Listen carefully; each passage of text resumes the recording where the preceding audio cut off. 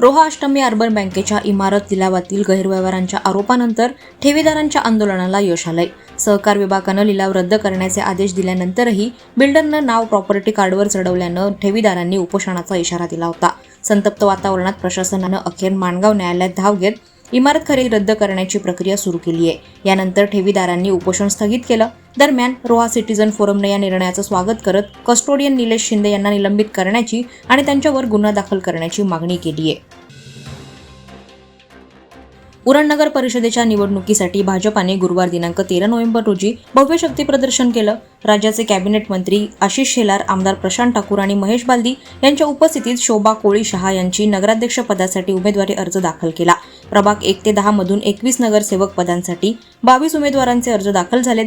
उरणच्या विकासासाठी भाजप महायुती कटिबद्ध असून आगामी निवडणुकीत पुन्हा विजय मिळवू असा विश्वास आशिष शेलार यांनी व्यक्त केला. यावेळी जिल्हा आणि तालुका भाजप पदाधिकारी, कार्यकर्ते मोठ्या संख्येने उपस्थित होते.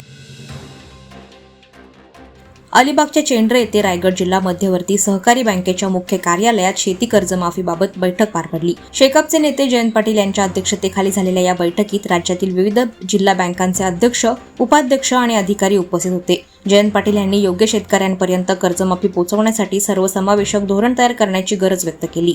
प्रहार जनशक्तीचे नेते बच्चू कडू यांनी थकीत कर्जदारांना मुदतवाढ देऊन नवीन कर्ज वितरणाचे धोरण ठरवावे अशी मागणी केली.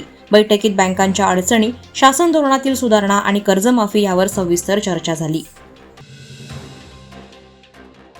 वंदे मातरम गीताच्या 150व्या वर्धापन दिनानिमित्त राज्य शासनाच्या निर्णयानुसार पनवेल तालुक्यात शासकीय तालुकास्तरीय समिती स्थापन करण्यात आली आहे. या समितीवर ज्येष्ठ पत्रकार संजय कदम आणि आप्पासाहेब मगर यांची नियुक्ती झाली आहे. अप्पर तहसीलदार जितेंद्र इंगळे यांच्या अध्यक्षतेखालील या समितीत विविध शासकीय अधिकारी, शिक्षणतज्ज्ञ, पत्रकार, उद्योजक आणि सामाजिक संस्थांचे प्रतिनिधी सहभागी आहेत.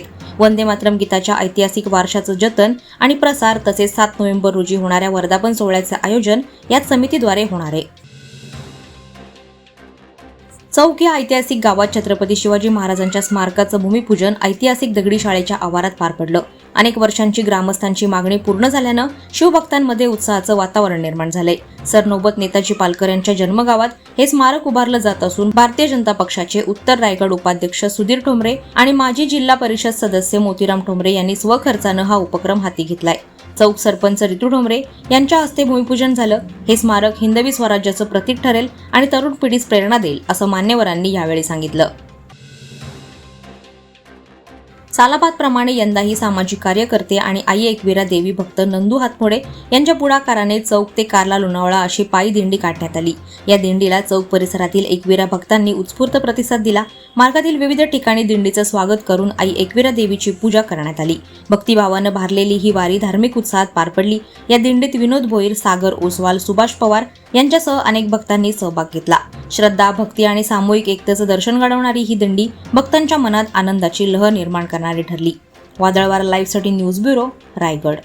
नवी मुंबई व रायगड जिल्ह्यातील ताज्या बातम्या आणि घडामोडींसाठी सबस्क्राईब करा वादळवारा लाईव्ह चॅनल आणि दाबा बेल आयकॉन.